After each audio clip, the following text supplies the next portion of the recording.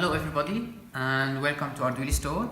I'm Majd Abduljabbar and today I'm going to present I'm going to tell you about Raspberry Pi and how to install it on your laptop or your PC. So first of all, to begin with, Raspberry Pi is a microprocessor. It's a card-sized computer actually.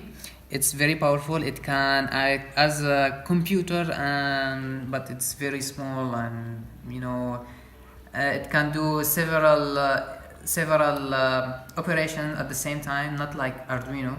Arduino can run one program at a time, but Raspberry Pi is much more powerful and much more can do things.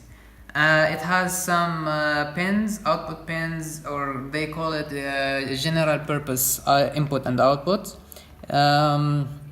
It has 4 USB ports and Ethernet, and HDMI input, and barrel jack for the sound.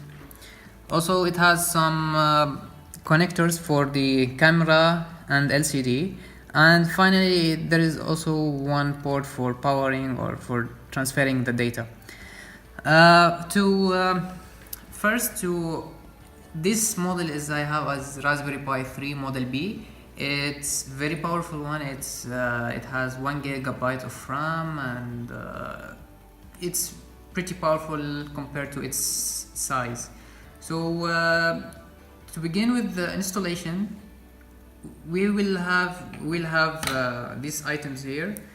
We need a memory card. You have to insert a memory card here, or a memory SD card. It should be more than 8 gigabyte, but it is recommended to get 16 or 32 gigabyte. And of course you have this adapter. Also we have Ethernet, and finally I brought my power bank and the connection. Why I brought the power bank, because you cannot connect the Raspberry Pi directly through the USB of your laptop, because it takes the USB should support 1.2 amps or higher, and the laptop cannot support that much of current.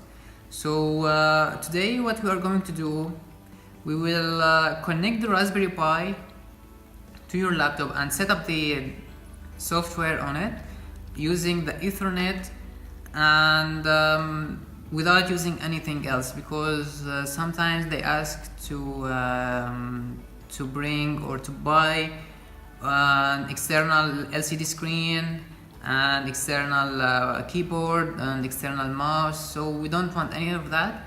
So we'll do it. We'll only connect it through the computer and install the software from there.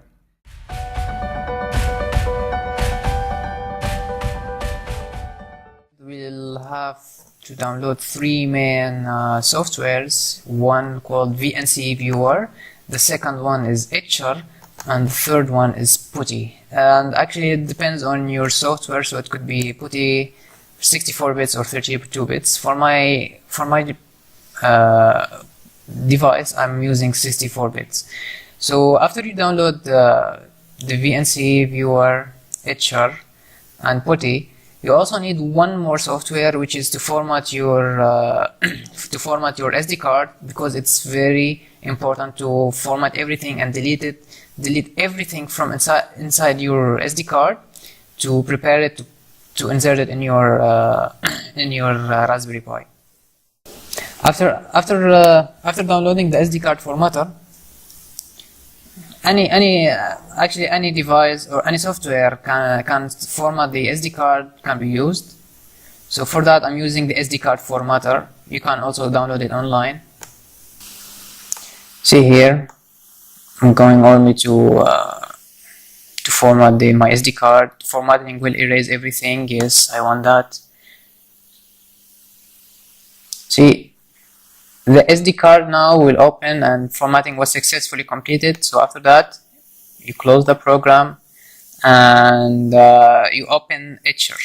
Or before opening Etcher, you go to your Google, okay, or Chrome or your browser, and you type Raspberry Pi.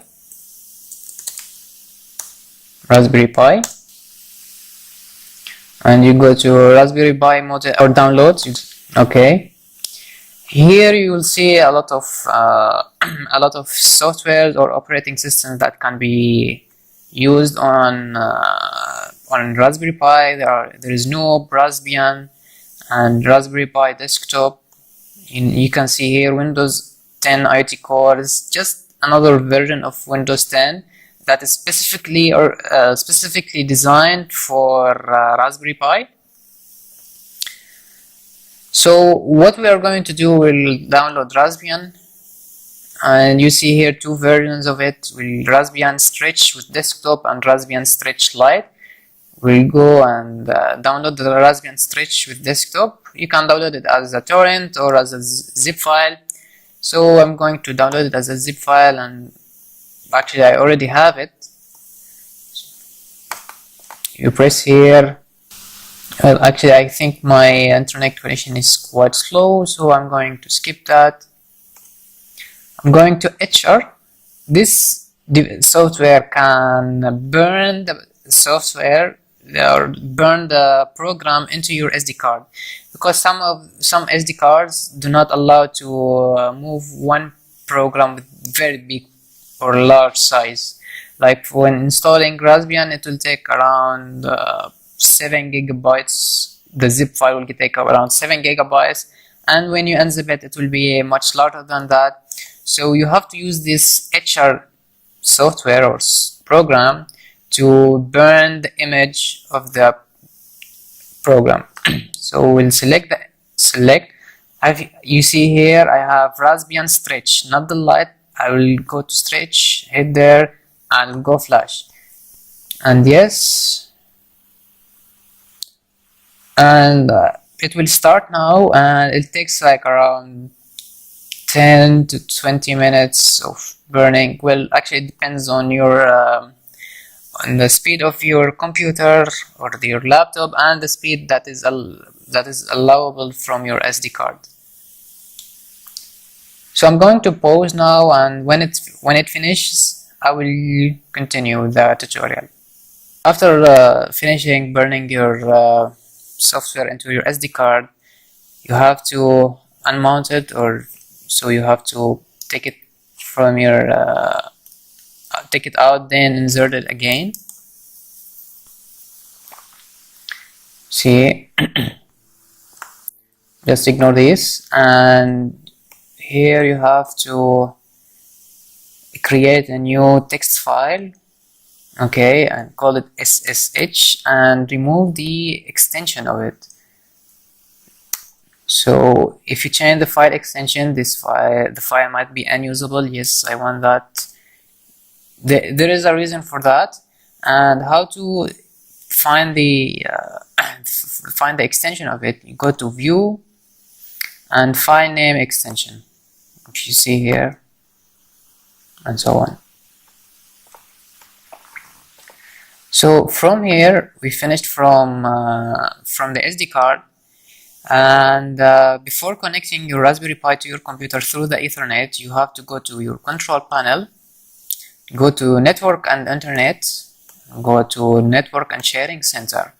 Okay, so here you can find the Wi-Fi that you are connected to. Press on it and go to Properties, go to Sharing, and click on Allow other networks users to connect through this computer's internet connection. Okay, press OK and close it, and then you have to power up your Raspberry Pi using any powering source.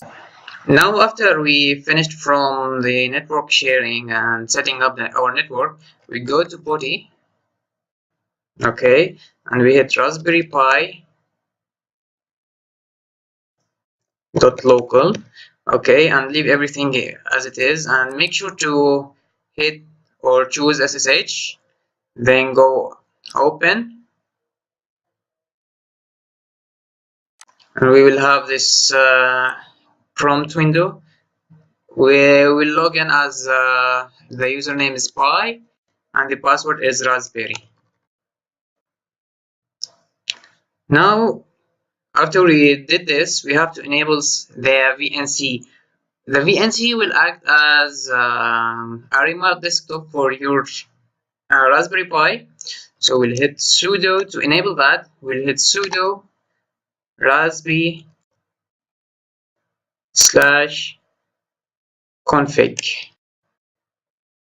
and we'll have this window.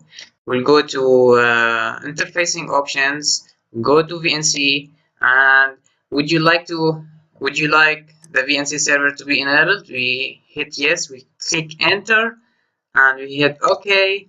Then we finish, and we can exit from this one. Yep. Then we go VNC, and we type Raspberry Pi .local Raspberry Pi .local. Okay. So we'll put the username Pi, and our password is Raspberry. And if you want to remember the password, you can check this box here and click OK. And here it is. Sometimes the resolution of your screen or the resolution of the Raspberry Pi window does not match your laptop. So what we can do, there are multiple options of this one. We can go to the starting or the Raspberry Pi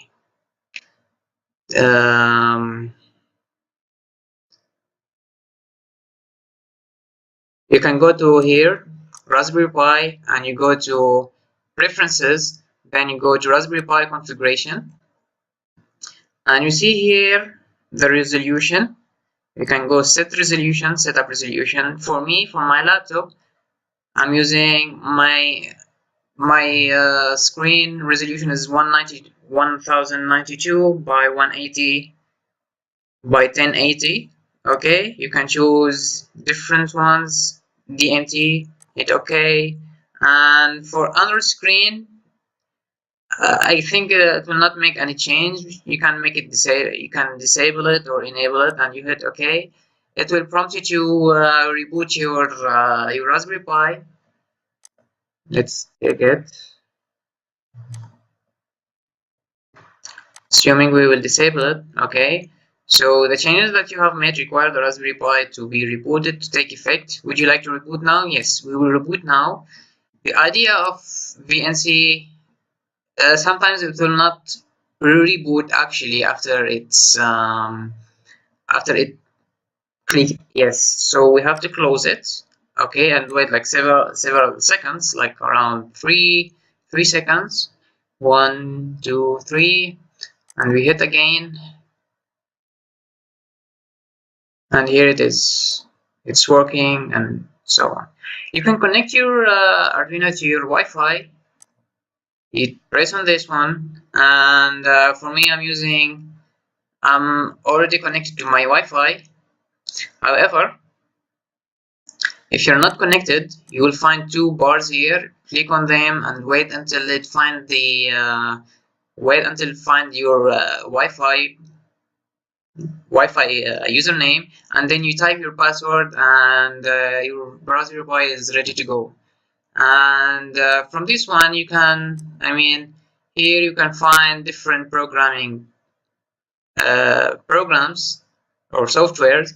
We have Mathematica, Node, Red, Python 2, Python 3, and also there is the terminal, which is the famous in Linux. That's everything for Raspberry Pi and how to set your Raspberry Pi from your laptop without needing any external screen or external keyboard and whatever. And if you want to connect it to your screen or external screen, so you need the external keyboard and external mouse. Maybe it's not needed for now for the setting up itself, but you'll need it to go to the software itself. And that's it, and thank you for watching.